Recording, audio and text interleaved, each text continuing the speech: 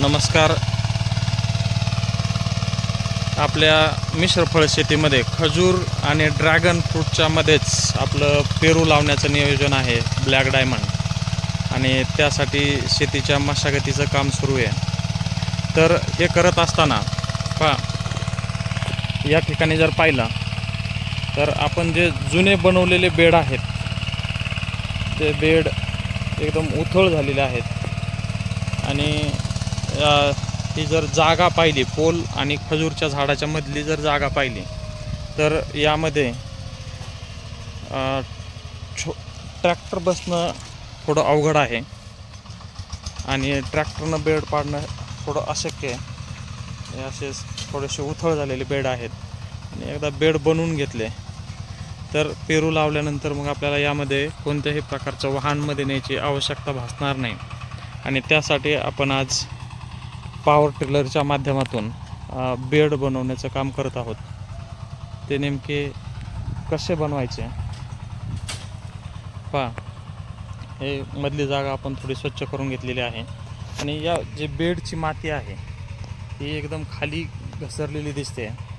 तर ही माती व्यवस्थित लागण्यासाठी आपण नेमकं पॉवर टिलरचा कसा वापर करू शकतो ते आपण या व्हिडिओच्या माध्यमातून जाणून घेणार आहोत.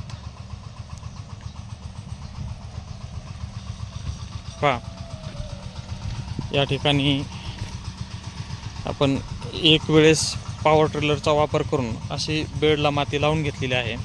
आता प्रत्यक्षात माती कशी लागली जाते बेडला ते पण आपण पाहू.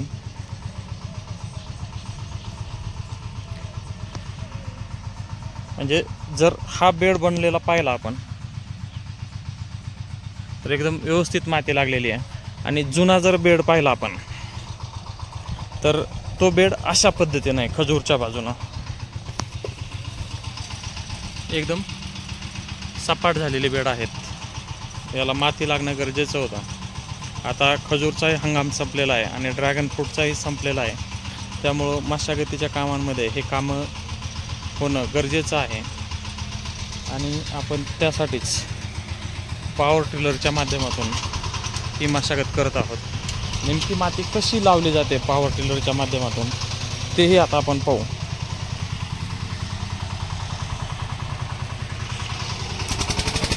आज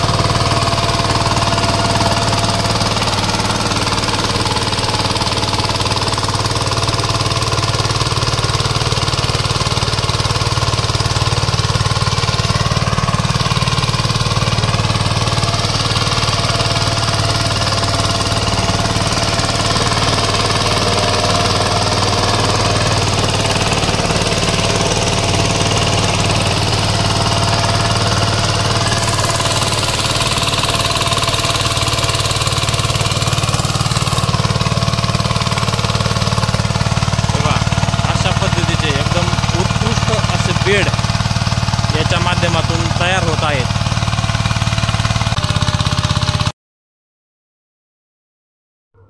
सन 2016 ज्यावेळी आपण ड्रॅगन फ्रूटची लागवड केली त्यावेळेस आपला मिश्र फळपिकाचा कोणता विचार नव्हता, परंतु त्यानंतर आपण ड्रॅगनमध्येच खजूरची लागवड केली आणि ही लागवड केल्यानंतर पोल आणि खजूरचे झाड यामधील अंतर कमी झालेले आहे आणि बेड जर पाहिले तर अतिशय उथळ झालेले होते. बेडला कसल्याही प्रकारची माती राहिली नव्हती आणि मग याच्यात मशागत करणं गरजेचं होतं.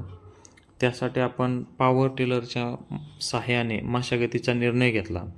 शेतामध्ये आपण जर पाहिलं तर जो काही मशागत करण्याचा भाग बाकी आहे त्यावरती जर पाहिलं तर सगळीकडे आपल्याला गवतच गवत दिसत आहे.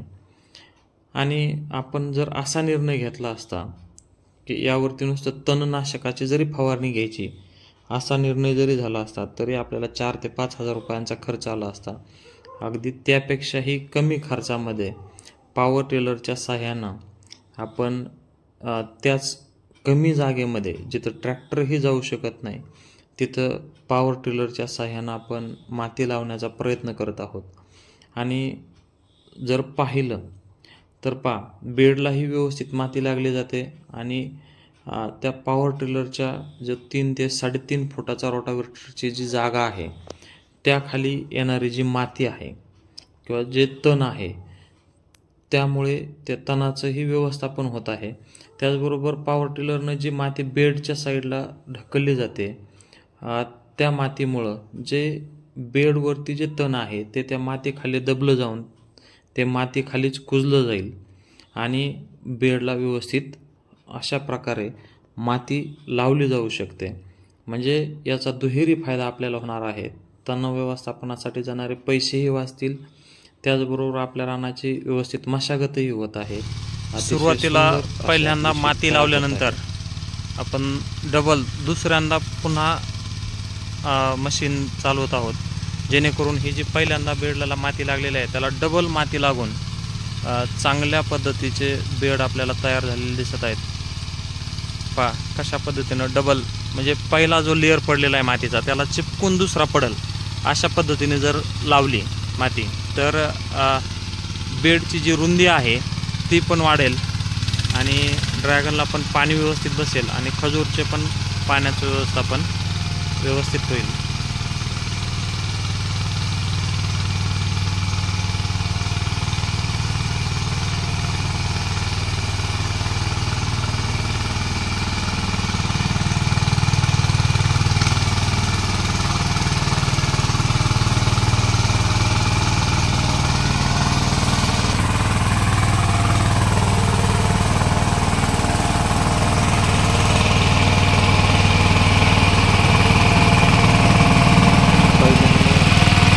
बागेमध्ये माती लावून झाल्यानंतर ज्यावेळी आपण दुसऱ्यांदा माती लावतो त्यावेळेस बेडपासून एक विदभर अंतर आपल्याला सोडून दुसरा लेअर आपल्याला मातीचा जायचा आहे.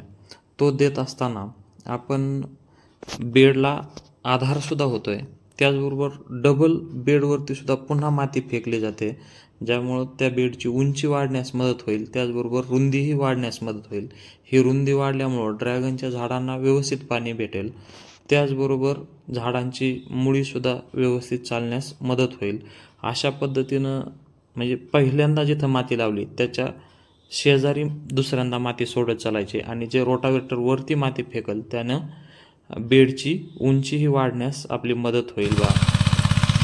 हे झाल्यानंतर ज्यावेळेस आपण बागेचं जर निरीक्षण केलं तर सध्या आपल्याला बागेमध्ये असं दिसत आहे की सगळीकडे एकदम स्वच्छता झालेली आहे. म्हणजे तणनाशकाचा आपला खर्चही वाचलेला आहे, जमीनसुद्धा भुसभुशीत झालेली आहे आणि आपली बाग अतिशय सुंदर अशी दिसत आहे. या मशागतीमुळं आपल्याला जो जास्तीचा खर्च करायचा होता तोही वाचला, बागही आपली स्वच्छ झाली, त्याचबरोबर झाडांच्या मुळ्या तुटल्यामुळं त्याला खत पाणीही व्यवस्थित भेटेल. आणि आता पूर्ण स्वच्छता झाल्यानंतर आपण बागेचा व्हिडिओ बनवला आहे. बागेमधील दृश्य पाहिलं तर अतिशय सुंदर दिसत आहे. ज्यावेळेस मशागत सुरू होती त्यावेळेस टिपलेले काही छायाचित्र, त्याचबरोबर मशागतीनंतर घेतलेले काही छायाचित्र आहेत.